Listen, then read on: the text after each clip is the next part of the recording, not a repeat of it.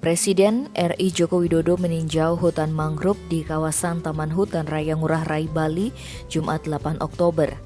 Dalam kunjungan kerja tersebut, orang nomor 1 di Indonesia itu mengatakan penanaman mangrove akan terus dilakukan di kawasan-kawasan pesisir untuk memulihkan serta melestarikan hutan mangrove, serta untuk mengantisipasi dan memitigasi perubahan iklim dunia yang terus dan akan terjadi.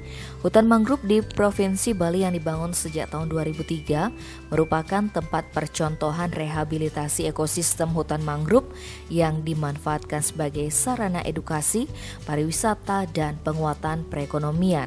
Untuk itu, pemerintah akan terus melakukan replikasi model rehabilitasi mangrove tersebut di provinsi lainnya.